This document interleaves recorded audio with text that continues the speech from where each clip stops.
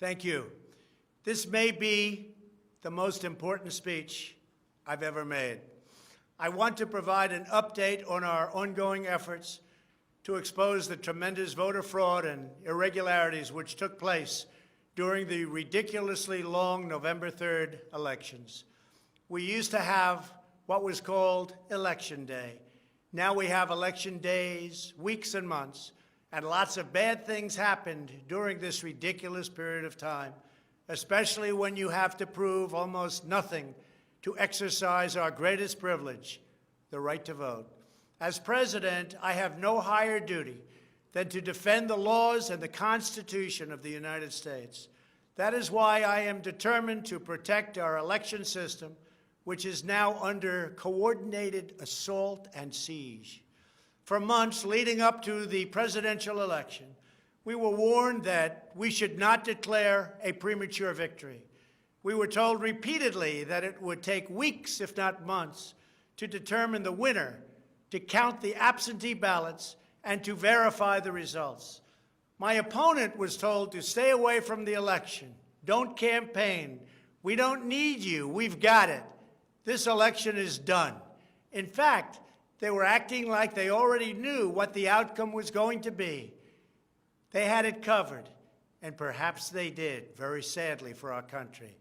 It was all very, very strange. Within days after the election, we witnessed an orchestrated effort to anoint a winner, even while many key states were still being counted. The constitutional process must be allowed to continue. We are going to defend the honesty of the vote by ensuring that every legal ballot is counted and that no illegal ballot is counted. This is not just about honoring the votes of 74 million Americans who voted for me.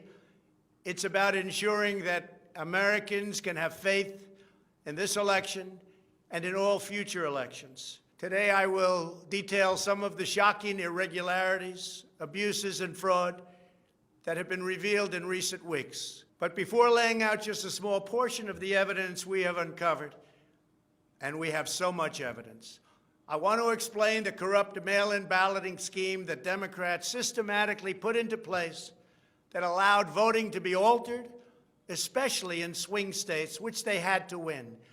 They just didn't know that it was going to be that tough because we were leading in every swing state by so much, far greater than they ever thought possible. While it has long been understood that the Democrat political machine engages in voter fraud from Detroit to Philadelphia to Milwaukee, Atlanta, so many other places.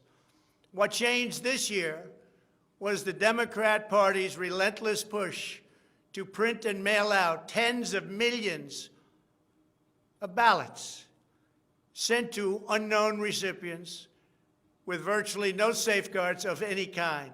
This allowed fraud and abuse to occur on a scale never seen before. Using the pandemic as a pretext, Democrat politicians and judges drastically changed election procedures just months and in some cases weeks before the election on the 3rd of November. Very rarely were legislatures involved, and constitutionally they had to be involved. But very, very rarely, and you'll see that as we continue to file our suits, it's constitutionally absolutely incorrect what took place, even from a legal standpoint. Many states, such as Nevada and California, sent millions of live ballots to every person on their voter rolls, whether those individuals had requested ballots or not, whether they were dead or alive. They got ballots. Other states, such as Minnesota, Michigan, and Wisconsin, instituted universal absentee balloting right in the middle of an election year, sending absentee ballot request forms to all voters on all rolls. It didn't matter who they were. This colossal expansion of mail-in voting opened the floodgates to massive fraud. It's a widely known fact that the voting rolls are packed with people who are not lawfully eligible to vote, including those who are deceased, have moved out of their state and even are non-citizens of our country.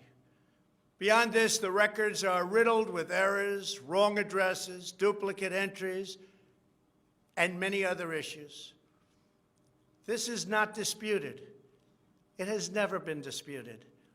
Dozens of counties in the key swing states have more registered voters on the rolls than they have voting-age citizens, including 67 counties in Michigan.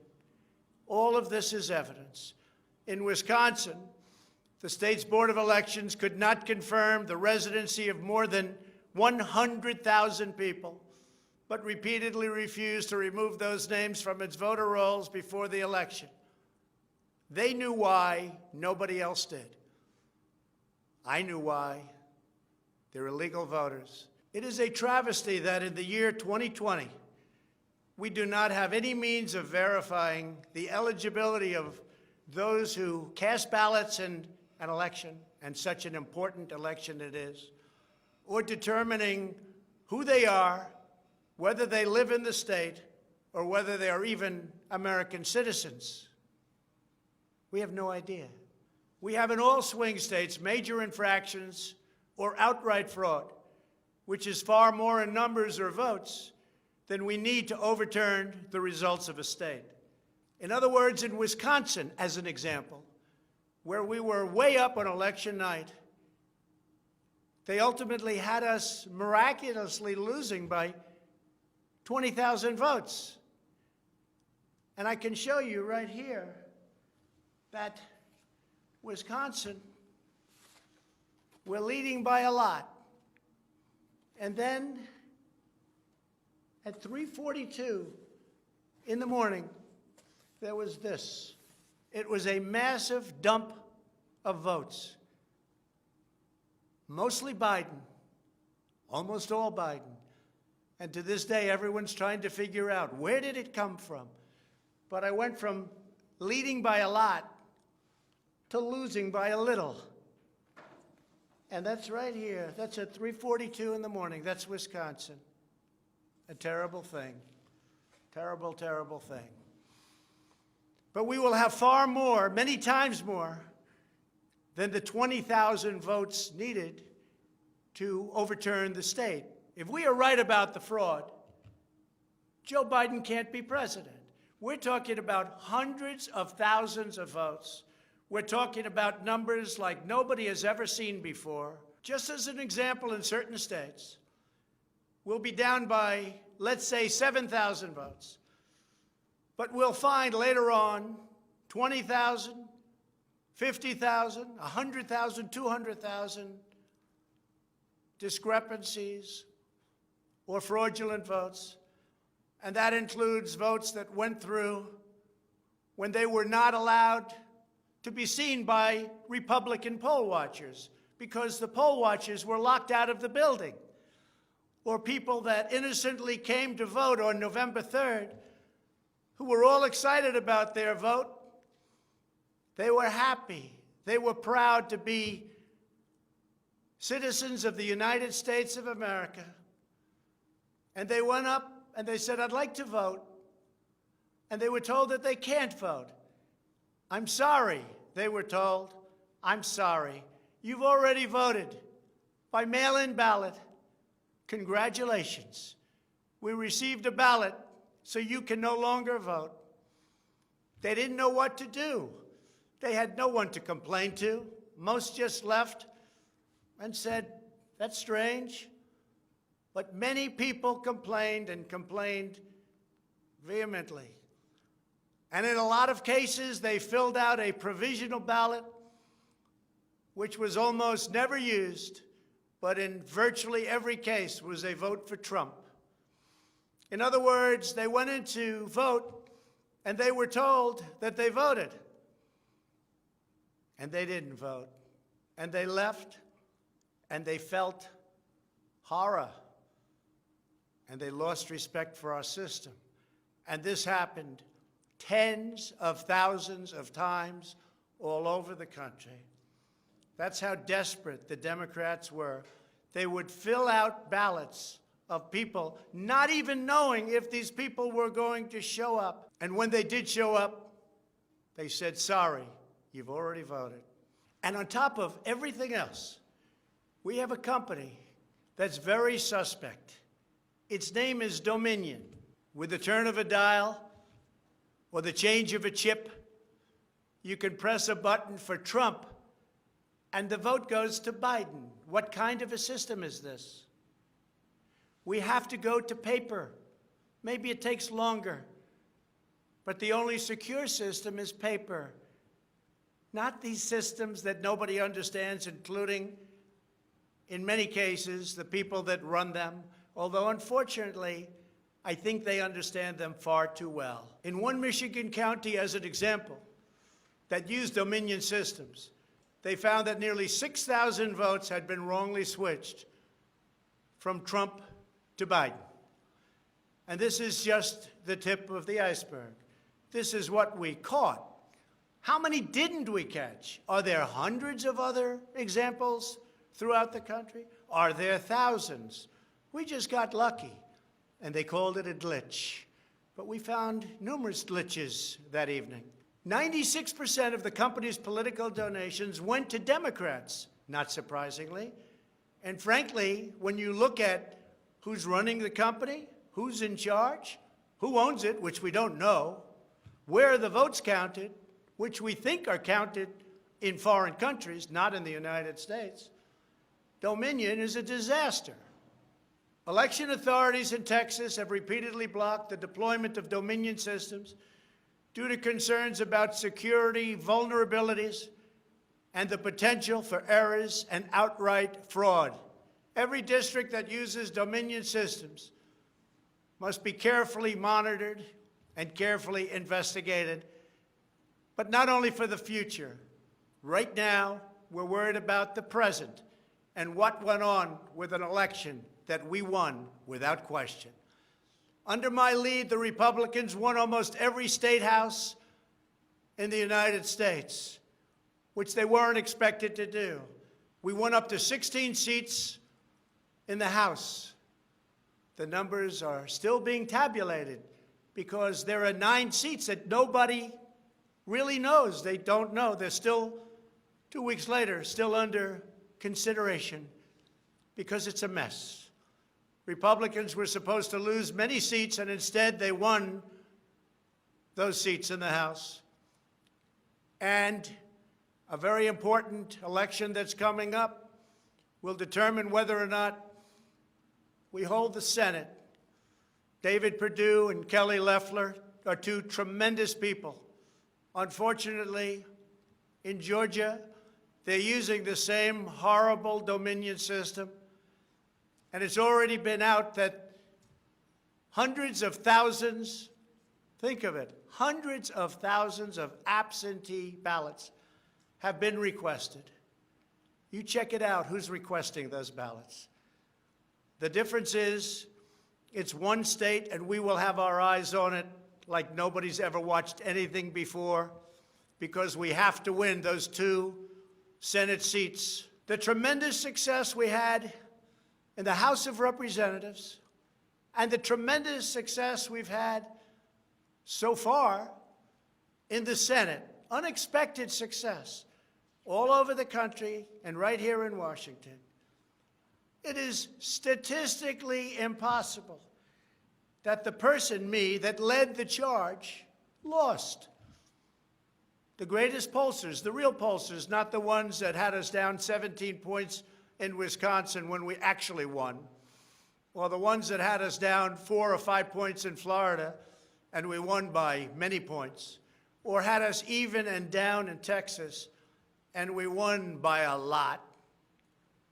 Not those pollsters, but real pollsters, pollsters that are fair and honest, said we can't understand a thing like this. It's never happened before. You led the country to victory, and you were the only one that was lost. It's not possible. The Speaker of the House of a certain state said, sir, I expected to lose my seat, and instead, because of you and because of that incredible charge and all of those rallies, We got a tremendous victory, and everybody knows it. You were much more popular than me, sir, except I got many more votes than you did. And it's impossible that that happened. There is something wrong. I'll tell you what's wrong. Voter fraud. Here's an example. This is Michigan. At 6:31 in the morning, a vote dump of 149,772 votes came in unexpectedly. We were winning by a lot.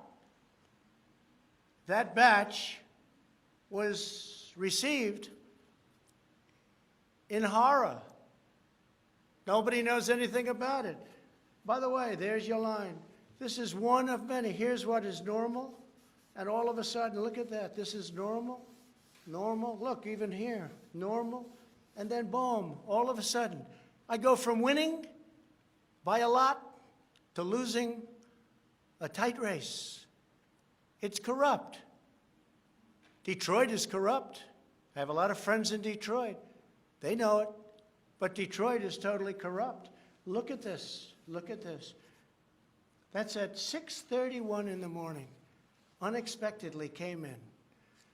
In the recent recount in Georgia, which means nothing because they don't want to check signatures. And if you're not going to check signatures in Georgia, it doesn't work. But we have a Secretary of State and a governor who made it very difficult to check signatures. Why? You'll have to ask them. But without a signature match or check, it doesn't matter. They found thousands and thousands of votes that were out of whack, all against me. This was during a recount that I didn't even think mattered. They found many thousands of votes, and that recount didn't matter. The one that matters is the one that's going on now. That because of the fact it's so close, they had to, by law, give another recount. But the recount has to be a recount where they check the signatures. Otherwise, they're just checking the same dishonest thing. It won't matter. In this case, the signatures on envelopes are the only thing that is relevant. We will compare the signature on the envelope to the signatures from past elections, and we will find that many thousands of people signed these ballots illegally. The Democrats had this election rigged right from the beginning. They used the pandemic, sometimes referred to as the China virus, where it originated, as an excuse to mail out tens of millions of ballots, which ultimately led to a big part of the fraud, a fraud that the whole world is watching. And there is no one happier right now than China. Many people received 2, 3, and 4 ballots. They were sent to dead people by the thousands. In fact, dead people, and we have many examples, filled out ballots, made applications, and then voted, which is even worse. In other words, dead people went through a process. Some have been dead for 25 years. Millions of votes were cast illegally in the swing states alone. And if that's the case, the results of the individual swing states must be overturned, and overturned immediately. Some people say that's too far out. That's too harsh. Well, does that mean we take a president, and we've just elected a president, where the votes were fraudulent? No, it means you have to turn over the election. And everybody knows, without going much further, and they've seen the evidence, but they don't want to talk about it, what a disaster this election was. A total catastrophe. But we're going to show it, and hopefully the courts, in particular, the Supreme Court of the United States, will see it, and respectfully, hopefully they will do what's right for our country, because our country cannot live with this kind of an election. We could say, let's go on to the next one, but no, we have to look also at our past. We can't let this happen. Maybe you'll have a revote, but I don't think that's appropriate. When those votes are corrupt, when they're irregular, when they get caught, They're terminated, and I very easily win. In all states, I very easily win these swing states, just like I won them at 10 o'clock in the evening of the election. So we're not looking to show you 25 faulty or fraudulent votes, which don't mean anything because it doesn't overturn the state, or 50 or 100. We're showing you hundreds of thousands, far more than we need, far more than the margin, far more than the law requires. We can show many times what is necessary to win the state. The media knows this, but they don't want to report it. In fact, they outright refuse to even cover it because they know the result if they do. Even what I'm saying now will be demeaned and disparaged, but that's okay. I just keep on going forward because I'm representing 74 million people, and in fact, I'm also representing all of the people that didn't vote for me. The mail-in voting scam is the latest part of their 4-year effort to overturn the results of the 2016 election, and it's been like living in hell. Our opponents have proven many times, again and again, that they will say and do anything to get back into power. The corrupt forces who are registering dead voters and stuffing ballot boxes are the same people who have perpetrated one phony and fraudulent hoax after another. You've been watching it now for 4 years. These entrenched interests oppose our movement because we put America first. They don't put America first. And we're returning power to you, the American people. They don't want America first. They only want power for themselves. They want to make money. That's why they don't want me as your president. I've been investigated from soon after I announced I was running for president, when I immediately went to #1 in the Republican primary polls. The investigations never stopped. They went on for 4 years.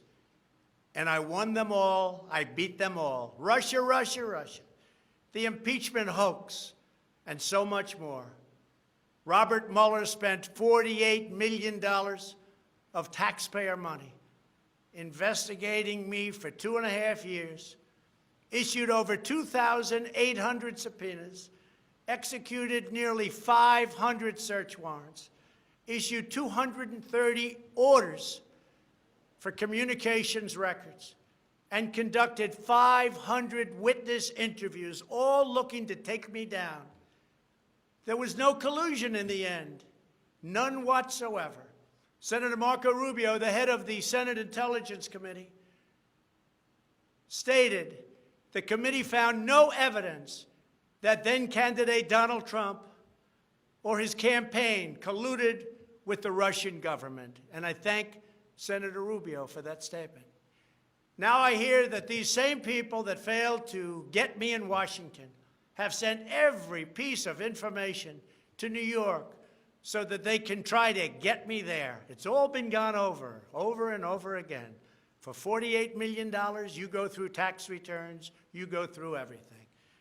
The New York Attorney General, who recently ran for office, campaigned without knowing me, stating, "We will join with law enforcement and other attorneys general across this nation in removing this president from office." I never met her. It's important that everybody understand, she said, that the days of Donald Trump are coming to an end. And all it's been is a big investigation in Washington and New York and any place else that can investigate, because that's what they want to do. They want to take not me, but us down. And we can never let them do that. Everything's been looked at. A friend of mine who's very smart said, "You've probably seen more than anybody else. You've probably been investigated more than anybody else. And for you to come out with a clean bill of health makes you probably the cleanest person in this country." Some people in this administration, but fortunately not all, have been beaten down and disparaged. They just disappeared. Nobody knows what happened to them. Why aren't they active? Why aren't they involved? There's so much to be involved in. The corruption is so rampant. They just couldn't take it anymore. They were threatened by Democrats with impeachment, and horrible things were said about them, and they're good people. Even recently, the head of the GSA was hounded and harassed, as she reported, like she has never been before. What can I say? We caught Comey cold. We caught McCabe cold. We caught them all.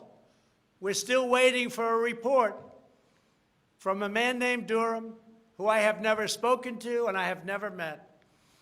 They can go after me before the election as much as they want, but unfortunately, Mr. Durham didn't want to go after these people or have anything to do with going after them before the election. So who knows if he is ever going to even do a report.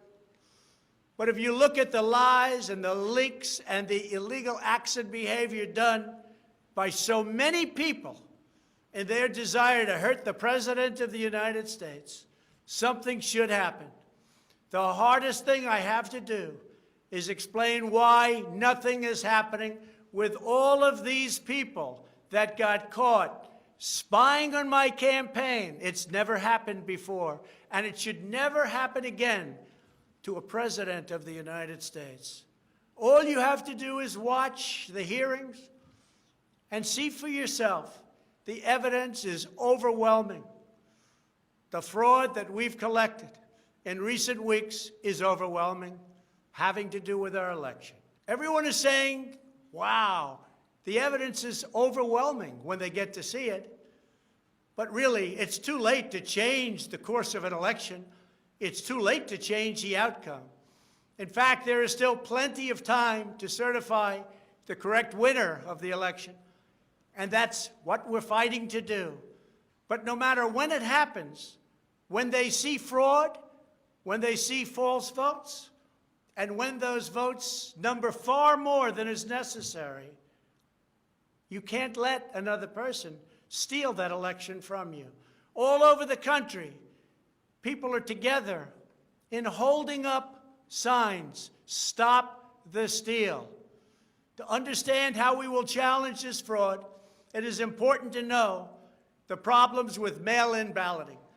Pennsylvania, Michigan, Nevada, Georgia, Arizona, and most other states allowed anyone to get an absentee ballot and cast their vote without showing any ID. The voting took place entirely on the honor system. No identification of any kind was required.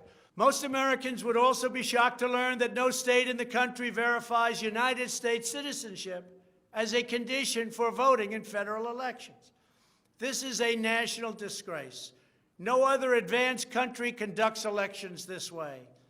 Many European countries have instituted major restrictions on mail-in voting specifically because they recognize the nearly unlimited potential for fraud.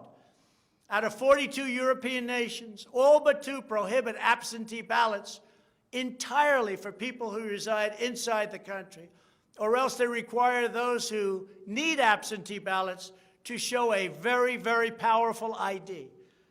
Throughout the Democrat effort to dramatically expand mail-in voting, the Democrat Party leaders were also feverishly working to block measures designed to protect against fraud, such as signature verification, residency verification, or voter ID. And citizenship confirmation was almost unthought of that we should ask for it. Can you believe this? These are not the actions of people who want fair elections. These are the actions of people who want to steal elections, who are willing to create fraud. The only conceivable reason why you would block common sense measures to verify legal eligibility for voting is you are trying to encourage, enable, solicit, or carry out fraud. It is important for Americans to understand that these destructive changes to our election laws were not a necessary response to the pandemic. The pandemic simply gave the Democrats an excuse to do what they have been trying to do for many, many years. In fact, the very first bill that House Democrats introduced when Nancy Pelosi became Speaker was an attempt to mandate universal mail-in voting and eliminate measures such as voter ID, which is so necessary. Dramatically eroding the integrity of our elections was the Democrats' #1 priority for a simple reason. They wanted to steal the 2020 presidential election. All of the Democrat efforts to expand mail-in balloting laid the groundwork for the systematic and pervasive fraud that occurred in this election. In Pennsylvania, large amounts of mail-in and absentee ballots were processed illegally and in secret in Philadelphia and Allegheny counties without our observers present. They were not allowed to be present. In fact, they weren't even allowed in the same room. They were thrown out of the building, and they looked from outside in, but they had no way of even seeing because there were no windows, and the windows that were there were boarded up. Democrats even went to the Pennsylvania Supreme Court to block observers from receiving access. There is only one possible reason that the corrupt Democrat political machine would oppose transparency during the vote counting. It's because they know they are hiding illegal activity. It's very simple. This is an egregious, inexcusable, and irreversible harm that stains the entire election. Yet this unprecedented practice of excluding our observers, our vote watchers, as some people call them, occurred in Democrat-run cities and key states all across the nation. Here are just some of the additional facts that we've uncovered. Many voters all across Pennsylvania received 2 ballots in the mail, and many others received mail-in ballots for which they never applied. So many got ballots, they didn't even know what they were for. And again, so many received more than 1 ballot, in some cases more than 2 ballots. And they happened to be, for the most part, Democrats. In Fayette County, Pennsylvania, multiple voters received ballots that were already filled out. They didn't know what happened. In Montgomery County, Pennsylvania, a poll watcher overheard unregistered voters being told to return later to try to vote under a different name. Tens of thousands of voters across Pennsylvania were treated differently based on whether they were Republicans or Democrats. Voters who submitted flawed ballots in some Democrat precincts were notified and asked to fix their ballots, while Republican precincts, and in particular Republican voters, were not so notified, which plainly violates the Equal Protection Clause of the United States Constitution. If you are a Democrat, we're going to fix up your ballot, make sure it's perfect. If you are a Republican, don't even talk about it. In Michigan, a career employee of the city of Detroit witnessed city workers coaching voters to vote straight Democrat while accompanying them to watch who they were voting for, violating the law and the sanctity of the secret ballot. You can't do that. The same worker says she was instructed not to ask for any ID and not to attempt to validate any signatures. She was also told to illegally backdate ballots, many, many ballots, received after the deadline. This is something that is so unconstitutional. And she estimates that thousands and thousands of ballots were improperly backdated by her and many others. Other witnesses in Detroit also saw election officials counting batches of the same ballots many times, as well as illegally duplicating ballots. One observer testified to seeing boxes and boxes of ballots, all bearing the same signature.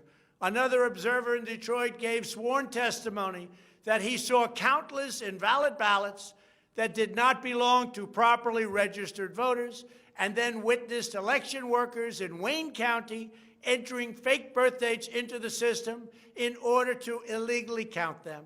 Witnesses have signed sworn affidavits. In other words, you go to jail if you lie. testifying that after election officials announced the last absentee votes had been received, a batch of tens of thousands of ballots arrived, many without envelopes, all voting for Democrats. In Wisconsin, a record number of voters were categorized as indefinitely confined, a status reserved for severely disabled individuals, also for the elderly, that allow them to vote without showing ID. Last year, approximately 70,000 people claimed this status statewide.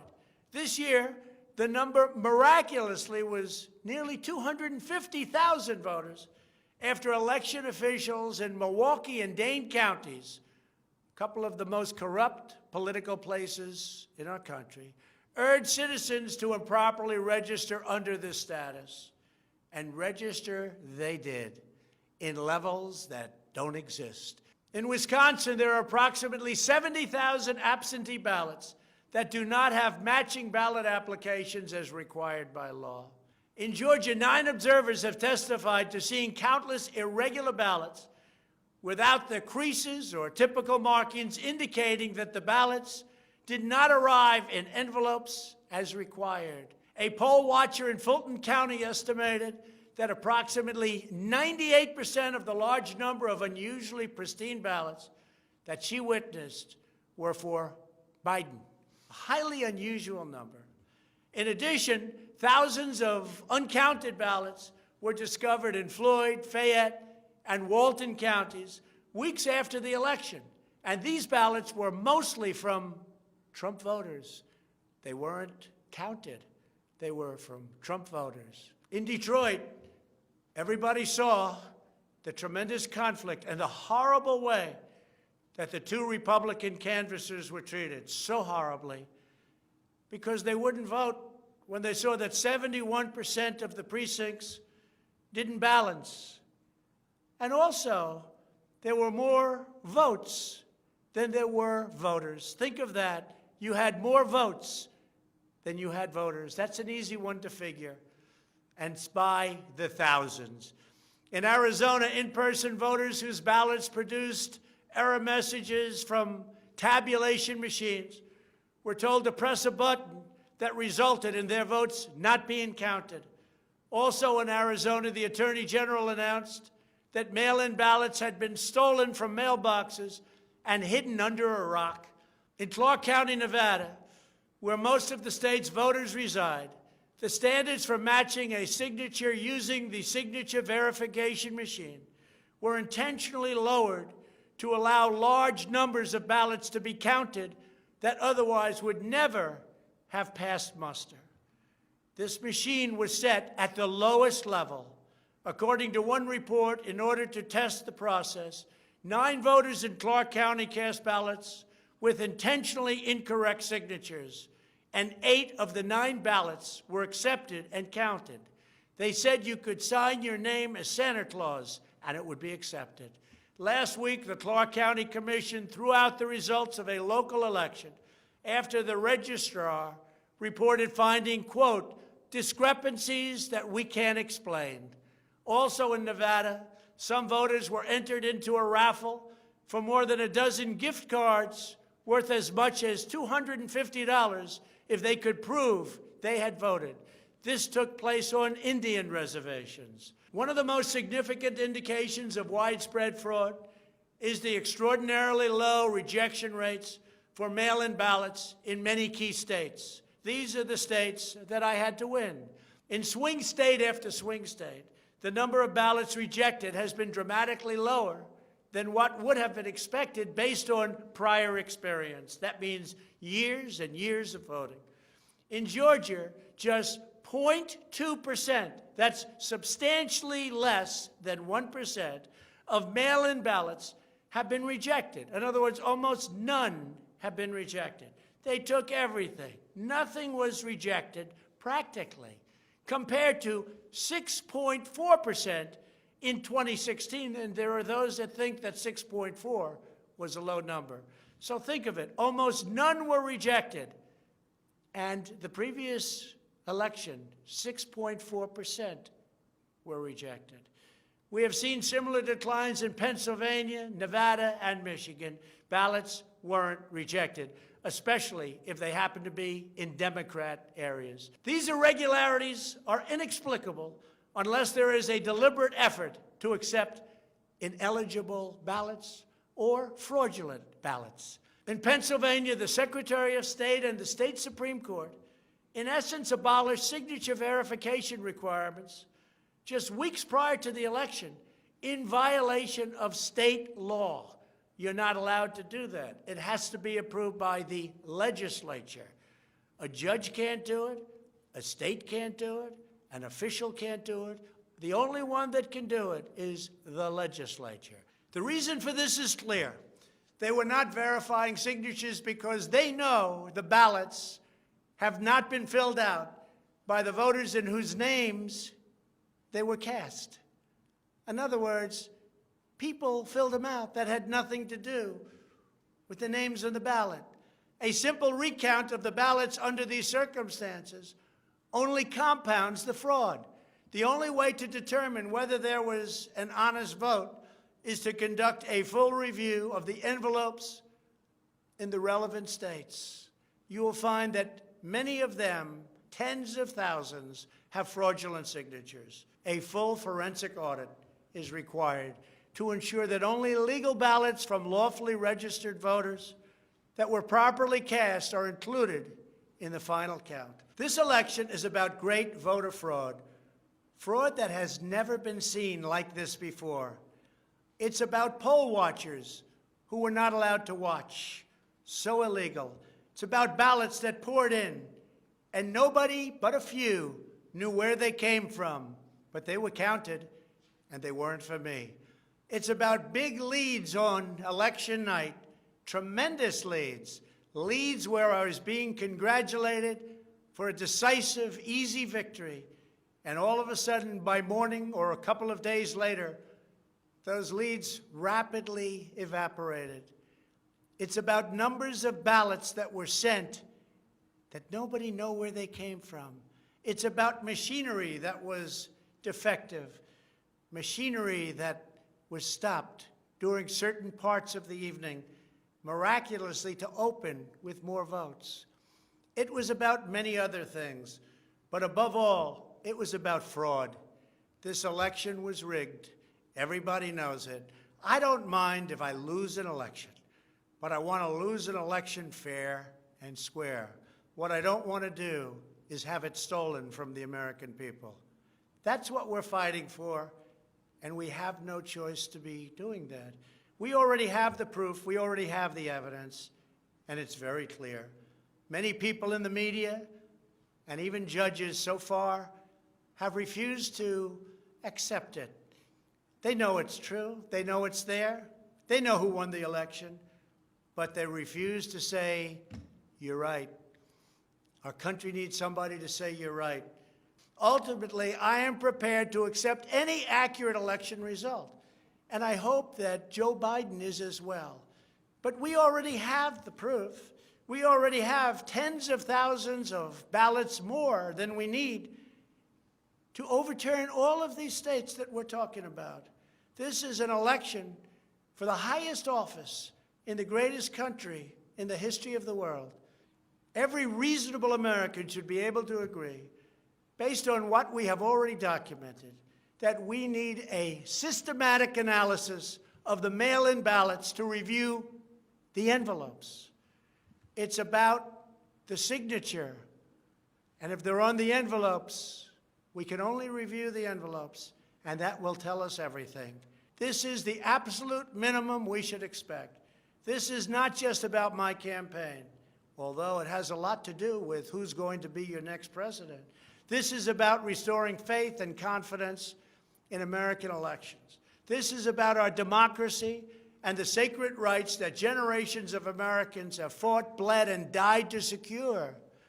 Nothing is more urgent or more important. The only ballots that should count in this election are those cast by eligible voters who are citizens of our country, residents of the states in which they voted, and who cast their ballots in a lawful manner before the legal deadline. Moreover, we must never again have an election in which there is not a reliable and transparent system to verify the eligibility, identity, and residency of every single person who casts a ballot, a very, very cherished ballot. Many very smart people have congratulated me on all we've done.